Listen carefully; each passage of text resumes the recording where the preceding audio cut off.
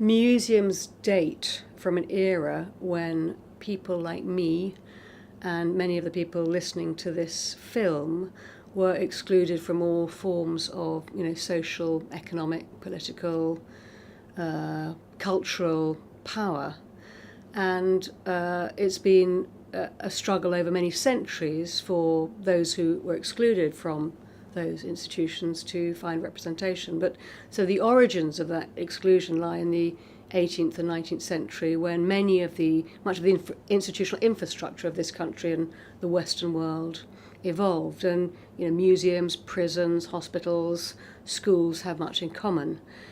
Tate specifically opened at the end of the 19th century in 1897, and like many museums, it was the kind of product of a private individual who had aspirations to present their collection to the public. So Henry Tate, private collection, wanted to share it with the public and create a national museum. And there was very strongly at that time a feeling that the public would benefit from access to art, and that's very widely felt again in the Western world. Right at the beginning of a museum like Tate, a significant divorce between the content of the museum and the people who make that content, the artists, and then those who consume the content, and that's the people.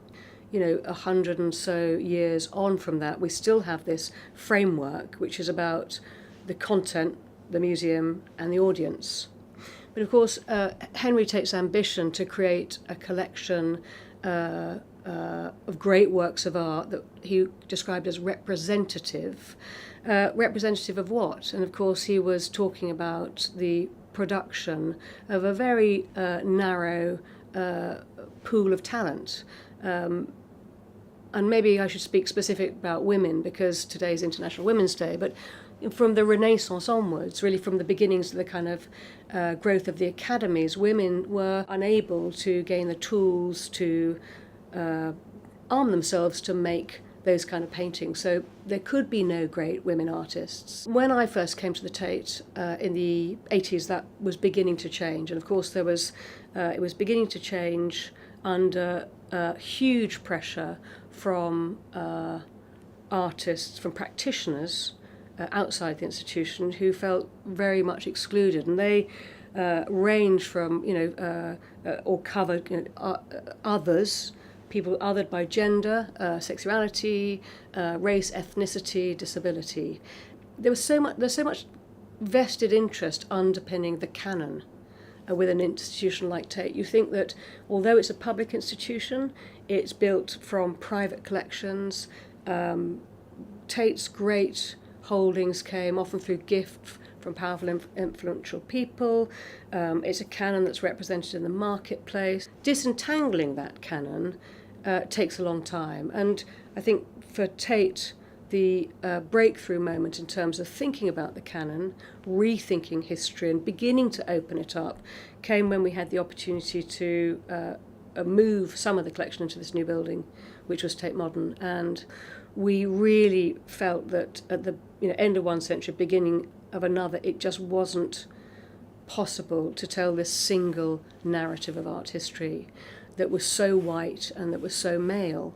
And it was so evidently exclusive and so inadequate to explain the kind of amazing global creativity that we were witnessing at the end of the 20th century from artists of many diverse backgrounds in many parts of the world. We deconstructed the narrative that we could tell in our displays by moving away from chronology. And it was a simple thing. It seemed very radical at the time, and what it did do is it just created a completely different framework for thinking about fine art and broader culture. The journey for us at the Tate since that time, and I think for many cultural institutions, is how do you then broaden that narrative for a broader public? And we have done that really by building a collection that reflects the diversity of art now. It reflects, I think, really importantly, the very multicultural city in which we live and work. This is a national museum. The collection is in public ownership, and I think we all feel there's a duty that we need to reflect the people who own the museums. I think the resistance, which is very, very deep-rooted, has been in trying to look at the work in the collection and see it differently.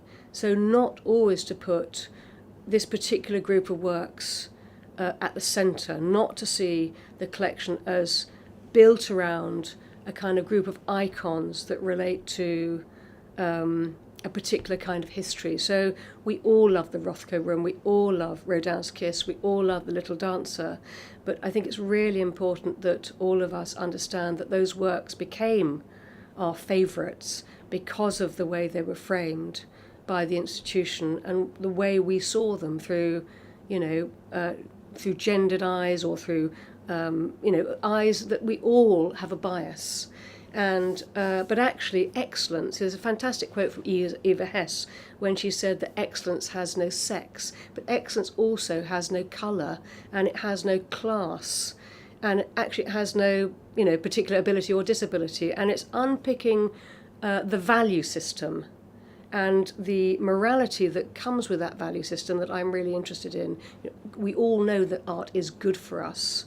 But actually, works of art in themselves are not necessarily good, and it's conflating value with moral value, and then with economic value. And unpicking all that, I think, it really is kind of mind blowing.